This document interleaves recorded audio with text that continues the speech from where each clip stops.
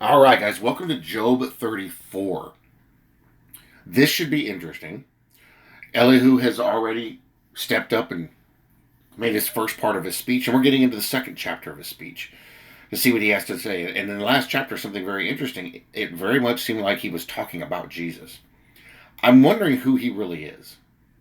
I'm getting an impression he's not somebody, he's somebody else than just what he's being portrayed as. We'll see. Elihu proclaims God's justice. Elihu further answered and said, Hear my words, you wise men. Give ear to me, you who have knowledge. For the ear tests words, as the palate tastes food. Let us choose justice for ourselves. Let us know among ourselves what is good. For Job has said, I am righteous, but God has taken away my justice. Shall I lie concerning my right? My wound is incurable, though I am without transgression. What man is like Job, who drinks scorn like water, who goes in company with the workers of iniquity and walks with wicked men? For he has said, It profits a man nothing that he should delight in God. Therefore listen to me, you men of understanding. He's kind of being a little bit facetious. Far be it from God to do wickedness, and from the Almighty to commit iniquity. For he repays man according to his work, and makes man to find a reward according to his way.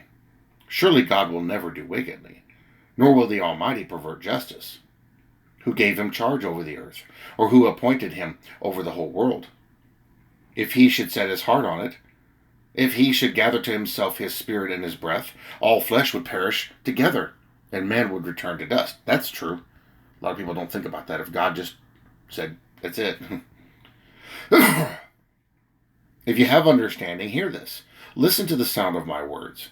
Should one who hates justice govern?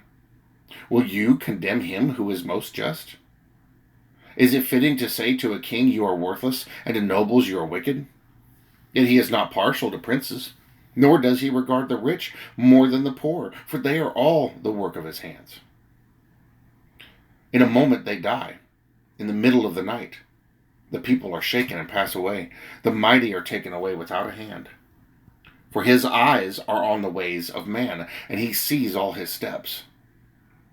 There is no darkness nor shadow of death where the workers of iniquity may hide themselves. For he need not further consider a man that he should go before God in judgment.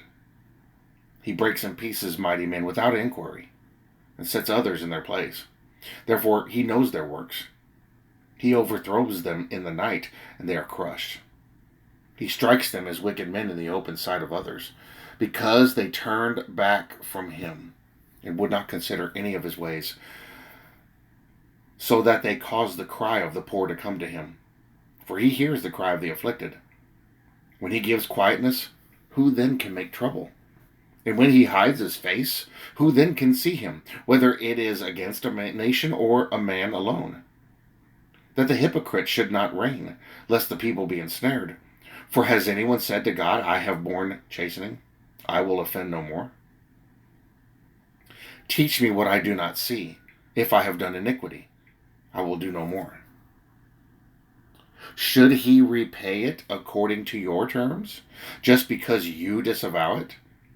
You must choose, and not I. Therefore speak what you know. Men of understanding, say to me, wise men who listen to me. Job speaks without knowledge. His words are without wisdom. Oh, that Job were tried to the utmost, because his answers are like those of wicked men. For he adds rebellion to his sin. He claps his hands among us, and multiplies his words against God. In some ways, I agree with what Elihu is saying. There are some things I agree with. There are others, I don't know, I'm kind of on the fence on, because I didn't really get that register from Job and what he was saying. But some of it, yeah, he did. Now, I'm wondering what he's doing here, though. This is what's interesting.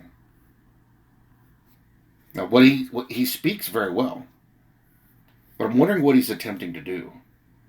Because if Job was a righteous servant as God declared him, why is he condemning him? Now, he does proclaim correctly about God. That's true.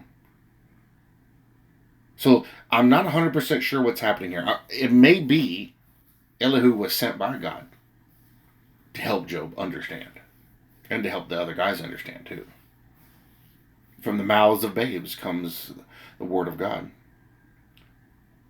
So it's very interesting. And these are pretty quick. I mean, there's not a whole lot to cover here. He's made it pretty clear what's going on. And he's repeating Job's statements back to him, which is a testament to him. He's got a great memory. And he's speaking on behalf of God, how God works. And he was right in everything he said in his assessment of God. Don't know so much about Job, but his assessment of God is accurate. So we'll see as he continues, because the next video is going to be Elihu condemns self-righteousness. So in a lot of ways, he's right. He's right about stuff. Now, what he's looking at or how he's assessing it, I don't know. We'll find out. But he's right in everything he's saying about God. I'm wondering who this guy is and why he suddenly pops into the picture. We're going to keep reading it. We're going to find out. He's got a couple of chapters of him answering. He's very elaborate in his answer.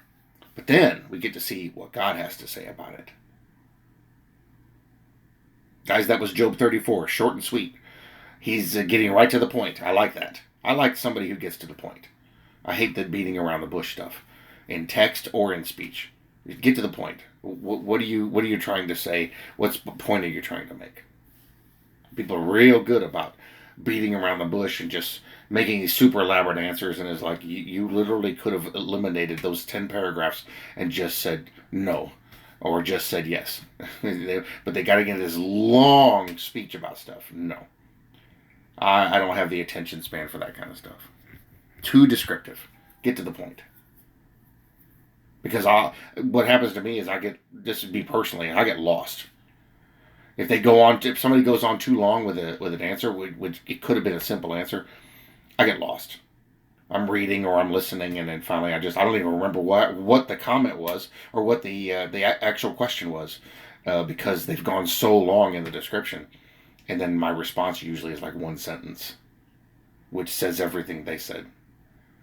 To me, it's a waste of time to have these big long speeches. It's fine. It's fine if that's what people like. I don't like that. I don't think there's any reason for that. That's just me. But I get lost. So I like that Elihu's getting to the point. He's not beating around the bush like the other guys did. Getting right to the point. That's good. So we'll see what else he has to say in the following videos. Thank you for watching. I will see you in the next one.